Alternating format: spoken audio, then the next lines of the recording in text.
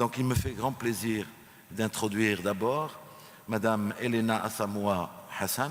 Je prononce le mot Hassan avec le ha que tous les humoristes français insistent quand ils veulent pasticher la langue arabe. Essayez d'imaginer si vous aviez sur le livre la voix où vous allez entendre le ha, vous aurez une autre image du ha en lisant par exemple un chef-d'œuvre d'un prix Nobel arabe, etc., dans votre langue, mais vous avez le ha dans la voix. C'est ça l'idée que je voulais, le message que je voulais donner. Et donc, Madame Asamoah Hassan, elle est responsable et bibliothécaire à l'université Kwame, comme on dit chez nous, Kwame Nkrumah, de Kumasi au Ghana, membre de l'association des bibliothèques du Ghana, mais je vous fais grâce de précisions concernant son introduction. Vous avez ça sur l'écran et je remercie beaucoup les organisateurs d'avoir pensé à cet instrument qui est extrêmement important. Alors, la dernière chose, d'habitude je suis très tolérant parce que moi je parle beaucoup, donc je suis très tolérant avec les intervenants, mais vous avez tout devant vous, vous avez le temps qu'il faut. Si à un moment vous sentez que vous êtes allé trop loin dans le temps, vous me regardez. Si je vous fais un clin d'œil, ça veut dire que vous pouvez y aller, mais si je ne vous fais pas un clin d'œil, ça veut dire que c'est grave. Ok? Merci. Thank you very much, moderator. Merci infiniment. J'ai entendu les orateurs, j'ai entendu les réactions des différents orateurs au cours des 2 derniers jours et j'ai pu former l'opinion suivante. À mon avis, l'écrit sera encore là pendant très longtemps et cette opinion a été confortée. L'écrit, quel que soit le format, est une source d'information non seulement pertinente, mais également très importante. Des millions de livres et de journaux sont numérisés pour répondre aux besoins des utilisateurs. Et pour respecter le fait que les jeunes de nos jours préfèrent apprendre en écoutant et en regardant, eh bien, nous amène à quand même appuyer l'utilisation de l'écrit. Les contenus qui avaient été inscrits sur la pierre, puis sur le papyrus, puis sur le papier, sont aujourd'hui écrits en bytes. Le média du papier appartient à la personne qui l'achète, mais le contenu est de propriété de l'auteur. Voilà ce à quoi servent les droits d'auteur. Donc le médium du contenu et du conteneur font l'objet d'une licence. Donc on ne peut pas en prendre propriété, on ne peut pas non plus le prêter ou le revendre. Et très souvent, on limite les accès à des adresses IP et des mots de passe. Donc les bibliothèques ne peuvent pas les prêter aux personnes qui ne connaissent pas ce mot de passe ou ne font pas partie de l'adresse IP. Donc cela limite la possibilité pour les bibliothèques de diffuser le livre, mais permet également à un plus grand nombre de personnes d'utiliser la même œuvre simultanément. Donc l'accent du contenu est plus du côté de l'accès maintenant. C'est pour cela que le livre de demain devrait être hybride.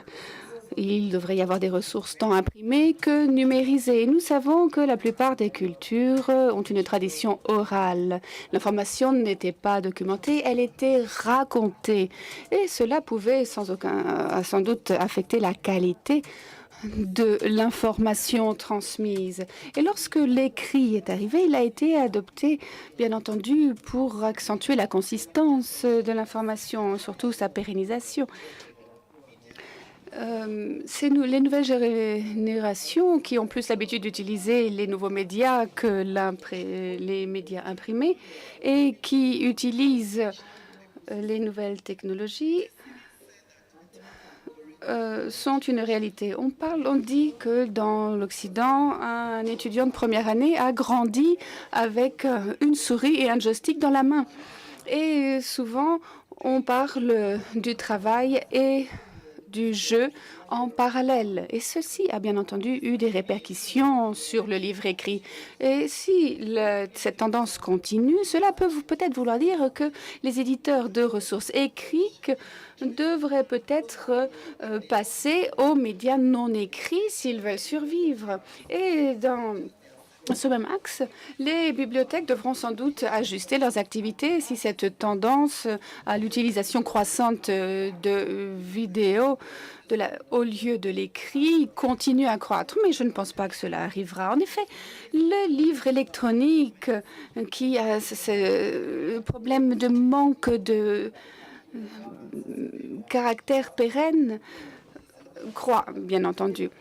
Il est clair qu'il faut accueillir favorablement cet accent sur l'importance de la lecture, quel que soit le médium utilisé. Il s'agit maintenant de rediriger les jeunes vers la parole écrite.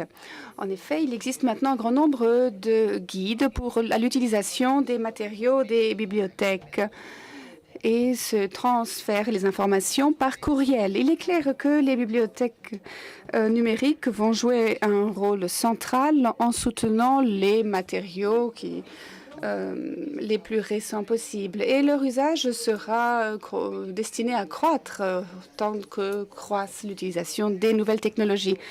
Les bibliothèques vont former leur staff, leurs équipes, afin d'aider les usagers dans leurs recherches.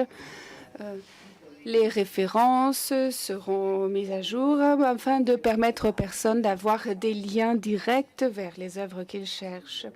Il s'agit de maintenir, de préserver le contenu de la bibliothèque digitale afin d'assurer la qualité du contenu et surtout la facilité d'accès à ce contenu afin de pouvoir partager ces ressources de manière durable.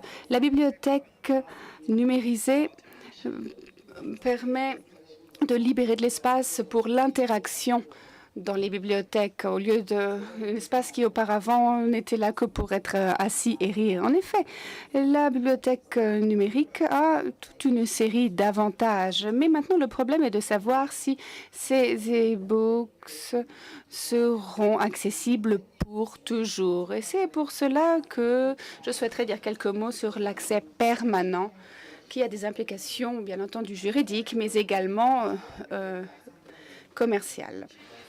Les changements dans la technologie vont continuer et donc cela veut dire que les livres seront disponibles encore pendant longtemps. Et les différentes modalités d'accès à cette information évoluent et cela nous obligera à continuer à contrôler cette accessibilité et en garantissant un accès à long terme. Ceci est tout à fait crucial. Et en effet, c'est ce type d'information qui va aider à faire avancer les sociétés. Et en conclusion, je souhaiterais dire que l'e-book est un bon compromis aujourd'hui entre une numérisation totale et une absence totale de numérisation. Mais il ne faut pas oublier les problèmes de droit d'auteur, bien entendu. Voyant différentes sociétés, différentes situations politiques, éthiques, etc., nous ne pourrons pas avoir une seule méthode pour tout le monde et espérer un succès généralisé. J'espère que demain, nous aurons une bibliothèque totalement numérisée et que tout le monde, quelles que soient ses spécificités, y aura accès. Merci.